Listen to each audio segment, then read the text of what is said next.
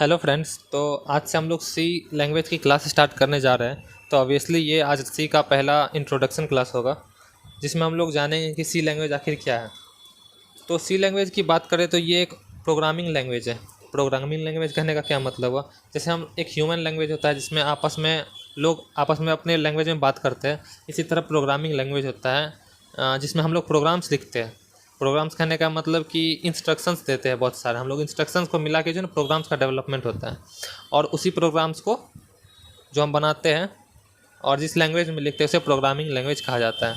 Actually programming languages का ज़रूरत इसलिए पड़ा क्योंकि कंप्यूटर जो है ह्यूमन लैंग्वेज को सपोर्ट नहीं करता है, वो सिर्फ अपना मशीन लैंग्वेज को समझता है, जो कि है binary number, that is 0 and 1।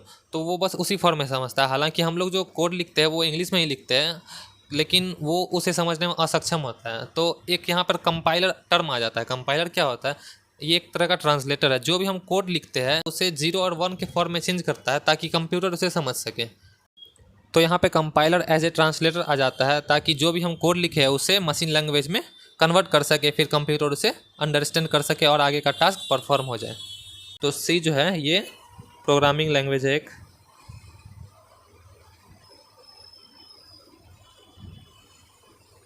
और इसको जो डेवलप किए थे वो किए थे Dennis Ritchie in the year of 1972।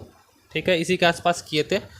ये जो प्रोग्रामिंग लैंग्वेज है ये डेवलप हुआ था एक लेबोरेटरी में जिसका नाम था एंड AT&T लैब्स।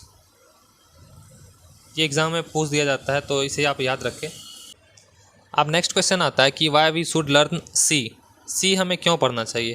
तो ये 1972 में जब ये इसका डेवलपमेंट हुआ था उस समय के बाद बहुत सारे प्रोग्रामिंग लैंग्वेज है, लगभग हज़ारों प्रोग्रामिंग लैंग्वेजेस है, लेकिन ये जो है मार्केट में बना रहा। और इसका सिंटैक्स जो है, जितना चीज़ हम लोग यूज़ करेंगे कोडिंग के टाइम, तो सबसे आसान होता है सी में सारे सिंटैक्स को यूज़ करना। तो इसे कोई भी आसानी से समझ सकता है।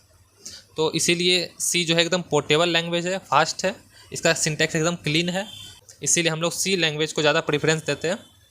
एक्सटेंशन की बात करें तो सी का एक्सटेंशन होता है .c। हम जो भी प्रोग्राम बनाएंगे अपने कंप्यूटर में उस फाइल को सेव करेंगे तो उसके लास्ट में .c लगाएंगे, तब फाइल को सेव करेंगे, तब वो सी का फाइल माना जाएगा। अब बात आती है कि सी की प्रोग्रामिंग हमें लिखनी कैसे है और लिखनी कहाँ पर है। तो इसके लिए हमारे पास एक सॉफ्टवेयर है जिसका नाम है टर्बो C++। ये एक बहुत ही ओल्ड वर्जन का सॉफ्टवेयर है जिसमें हम लोग अपने कोडिंग्स को परफॉर्म कर सकते हैं। लेकिन आज के टाइम पे बहुत सारे नए सॉफ्टवेयर आ चुके हैं जिसका इंटरफेस ही बहुत अच्छा है, उसमें कोडिंग करना भी आसान होता है। तो लेकिन हम लोग पहले बेसिक टर्बो C++ के बारे में जान लेंगे और यहीं पे हम लोग पहला प्रोग्राम लिखेंगे। तो अब हम लोग जान लेते हैं कि सी में जो हम लोग प्रोग्राम लिखने वाले हैं उसको कैसे लिखेंगे, यानी उसका स्ट्रक्चर क्या है। तो यहाँ हेडिंग लिख लेते हैं।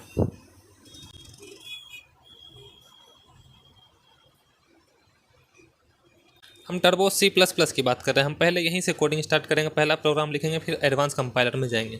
तो सबसे पहले हम लोग क्या करेंगे, यहाँ लगाएंगे hash include angular bracket open करेंगे, यहाँ लिखेंगे stdio.h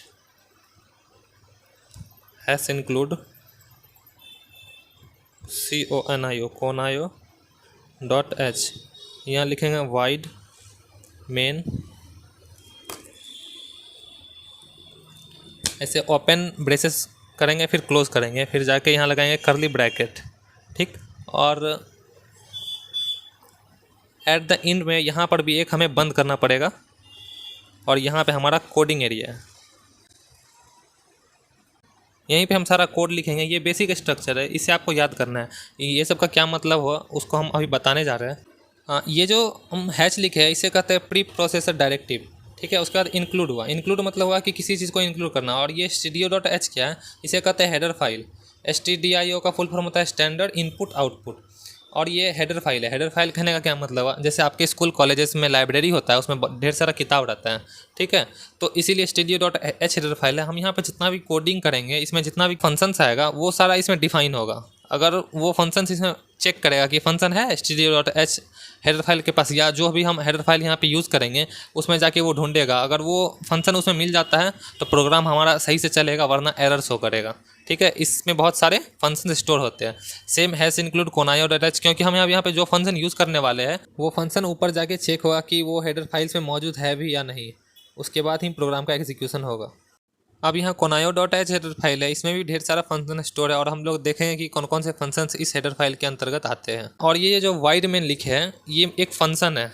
जब भी हम अपना प्रोग्राम लिखेंगे और तो वाइड मेन में ही लिखेंगे, और जब भी प्रोग्राम का एग्जीक्यूशन होगा, एग्जीक्यूशन मतलब जब भी प्रोग्राम स्टार्ट होगा हमेशा मेन फंक्शन के बाद से ही स्टार्ट होगा।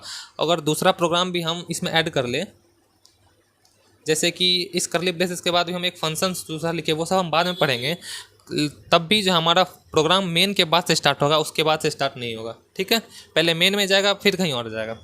तो हमारा मेन जो है सबसे पहला फंक्शन होता है जहाँ से हमारा प्रोग्राम का एग्जीक्यूशन स्टार्ट होता है। और ये जो ओपन करली ब्रेसेस है और क्लोज करली ब्रेसेस है, इन दोनों के बीच में ही हमारा सारा कोडिंग किया जाएगा। ठीक है, तो ये था हमारा बेसिक स्ट्रक्चर। अब इस स्ट्रक्चर का यूज़ करके जो हम अपने प्रोग्राम लिखने वाले हैं टर्बो C++ में, और जिस जगह हम इसे लिखते हैं उसे कहते हैं टेक्स्ट राइटिंग एरिया, या फिर इसे कहते हैं कोडिंग एरिया। और इसका आउटपुट हम जिस स्क्रीन पे देखते हैं उसे कहते हैं कंसोल विंडो या फिर आउटपुट विंडो। उसका एक विंडो होता है ब्लैक कलर का, वहाँ पे हम लोग देखते हैं। टर्बो C++ की बात करें, वहाँ पे ब्लैक विंडो होता है आउटपुट के लिए, और इसे कहते हैं हम आउटपुट विंडो या फिर कंसोल विंडो। ये हमारा हो गया टेक्स्ट राइटिंग एरिया, जहाँ पे हम लोग अपने कोड को लिखने वाले, और ये आउटपुट जहाँ पे हम अपने कोड के आउटपुट को देखेंगे। कोडिंग के बारे में एक चीज़ और बता दूं कि जैसे हम लोग यहाँ पे अपना जितना सारा कोडिंग करेंगे, अगर इसमें एक भी मिस स्पेल्ड वर्ड होगा, मान लेते हैं कि वो अगर सी के रूल को फॉलो नहीं कर रहा है, हालांकि सी के रूल हम लोग अगले वीडियो में जानेंगे, अगर वो सी के रूल को फॉलो नहीं करता है तो हमारा प्रोग्राम में एरर जनरेट होगा, और एक भी एरर आता है तो हमारा प्रोग्राम चलेगा ही नहीं। मान लेते हैं बहुत सारा यहाँ पे अपना इंस्ट्रक्शन लिखे हुए हैं, ये 2 लाइन का हमारा कोड सही है और यहाँ पे एरर आ रहा है, तो इसका मतलब ये नहीं कि इन दोनों चीज़ के लिए हमारा कोड चलेगा और इसके लिए नहीं चलेगा। हमारा प्रोग्राम ही एग्जीक्यूट नहीं होगा एक भी एरर कहीं पर भी आता है। तो आज का ये क्लास एकदम बेसिक लेवल का था, तो इसके बाद का टॉपिक हम लोग नेक्स्ट वीडियो में देखेंगे। आज के लिए बस इतना ही रहने देते हैं। चलिए मिलते हैं नेक्स्ट वीडियो में।